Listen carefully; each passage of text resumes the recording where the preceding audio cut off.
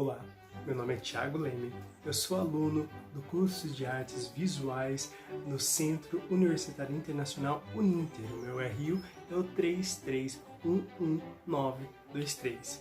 E seguindo a proposta do portfólio, iremos falar um pouco sobre neoconcretismo, sobre cores e a ligação com este movimento, sobre um artista da minha região, que é a região de Tatuí, no interior de São Paulo, onde transformaremos uma de suas obras em uma obra neoconcreta.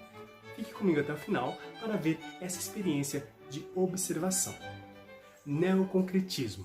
O neoconcretismo foi uma corrente das artes, tanto artes plásticas, esculturas, performances, literatura, que surgiu no final da década de 50 no Rio de Janeiro, em oposição ao movimento concretista de São Paulo. Este movimento, influenciado pelas ideias do filósofo francês Merleau-Ponty, que foi considerado como divisor de águas na história das artes visuais no Brasil, sendo seus precursores o poeta maranhense Ferreira Goulart e a artista plástica mineira Lygia Clark. Podemos notar que o neoconcretismo, que vem com o grupo de frente, surgiu no Rio de Janeiro em prol do subjetivismo da arte e da criação artística, o qual criticava o racionalismo, a objetividade e o dogmatismo geométrico dos concretistas paulistas, que são o grupo Ruptura. Para tanto, essas contradições de ideias foram os elementos propulsores dos ideais dos artistas neoconcretos, ou seja, propor uma arte mais libertária, contra o cientificismo técnico, o exacerbado racionalismo da arte pela arte, em que estavam pautados os concretistas ortodoxos de São Paulo. As principais características do movimento neoconcreto são oposição ao concretismo, ao materialismo, ao cientificismo, ao positivismo, maior subjetividade e expressividade artística, liberdade de experimentação e criação artística, interação do público com a obra. Aliás, a gente vai usar isso daí, essa característica, no nosso experimento daqui a pouquinho, então fica com a gente. Também o abstracionismo e o uso das cores e formas geométricas, também vamos falar um pouquinho sobre as cores, né? Outra característica é a transcendência da arte, o existencialismo e o humanismo. No Brasil, vamos destacar alguns artistas. Vou mostrar aqui para vocês algumas obras desses artistas, mas não que contemple toda a sua carreira. Então vocês têm que dar uma pesquisada para saber um pouquinho mais. Só vou mostrar pequenas obras. Lygia Clark. Ela é uma pintora e escultora mineira. Mudou-se para o Rio de Janeiro em 1947 e é fundadora do grupo Frente. Lígia Pape. Ela é uma escultora, gravadora e cineasta carioca. Ela aproximou-se do concretismo em 1957. Depois de integrar-se ao grupo Frente, é uma das signatárias do Manifesto Neoconcreto. Ferreira Goulart. Ferreira Goulart ele foi um poeta, um crítico de arte maranhense. Também tem as suas obras, como vocês podem observar aqui.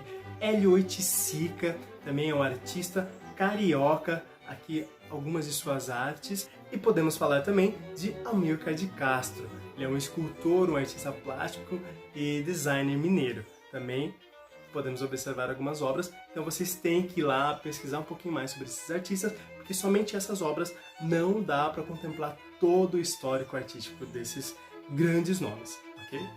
Vamos fazer um paralelo entre o concretismo e o neoconcretismo.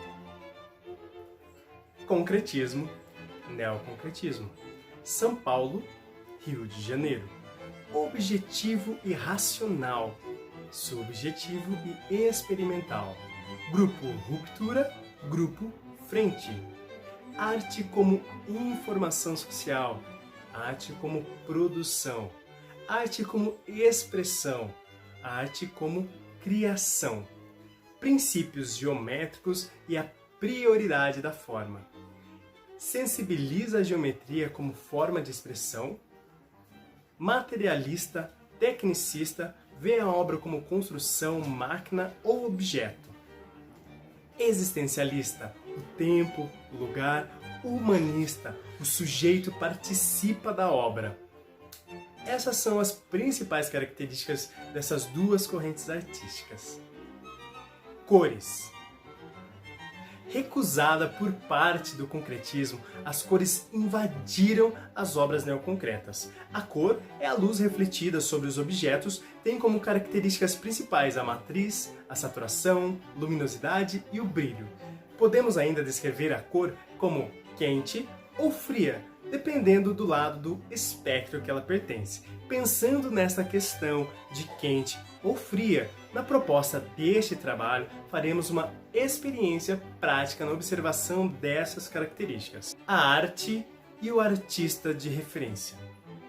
Como referência, usaremos um artista que trabalha com uma arte que, mesmo sendo uma das mais antigas nos dias de hoje, ainda sofre discriminação. E tem pessoas que dizem o absurdo que esta manifestação artística, cultural, transcendental é apenas uma mutilação do corpo. Estamos falando da arte da tatuagem. A tatuagem está entre as formas de arte mais antigas e onipresentes da humanidade. Por mais de 5.000 anos, culturas de todos os continentes habitáveis colocaram tintas permanentes em seus corpos, como defesa mística, símbolos de status, ritos de passagem ou simplesmente como decoração pessoal. A tradição continua até hoje, evoluindo nos traços, equipamentos e cuidados com a asepsia dos materiais e equipamentos. O artista referência se chama Abraão Israel Vieira. Nascido em Tatuí, no dia 12 de 2 de 1980, ele utiliza seu primeiro nome como nome artístico, Abraão. O estilo que ele mais gosta de tatuagem é o estilo preto e cinza. Em uma entrevista rápida com o artista, ele colocou que no início as coisas eram muito difíceis. Ele se lembra que tinha que soldar as agulhas para poder fazer uma tatuagem e hoje ele compra caixas com 50 agulhas na medida que ele deseja. Então facilitou muito a evolução da tecnologia, ajudando também na arte.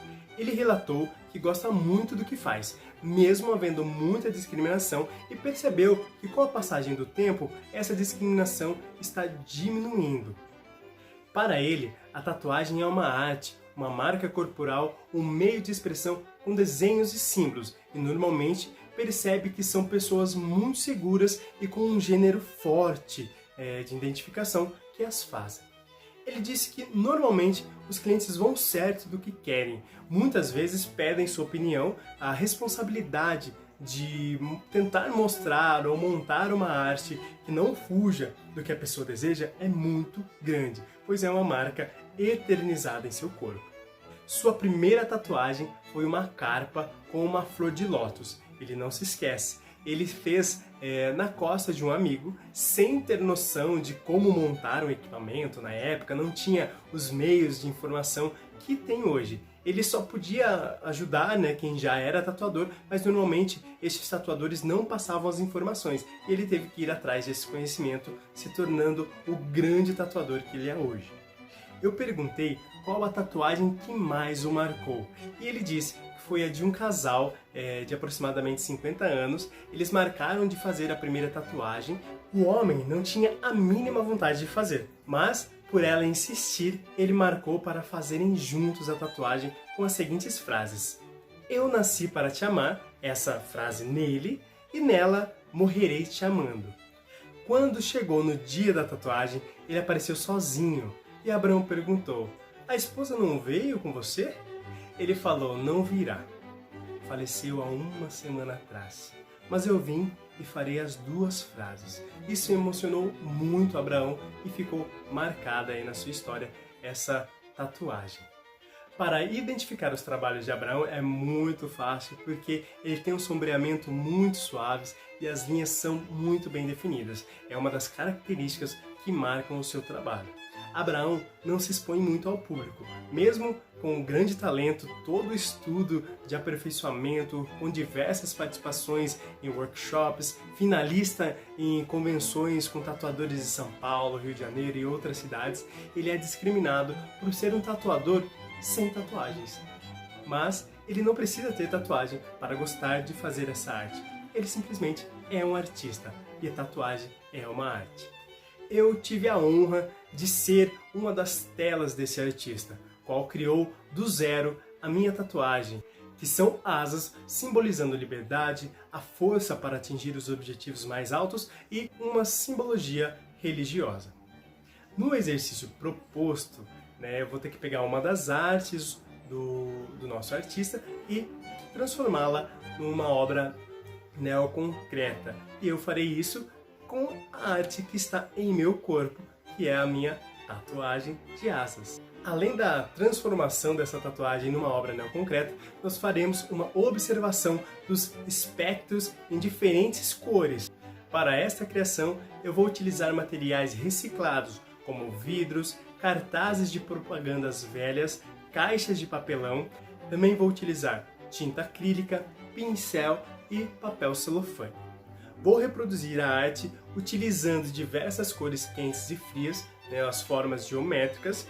E feita essa imagem, eu vou colocar dentro de um aquário de papelão com as laterais de celofane nas cores azul, verde, amarela e vermelha, para que a gente possa observar os diferentes espectros e percebermos as diferenças nas cores no resultado dessa arte.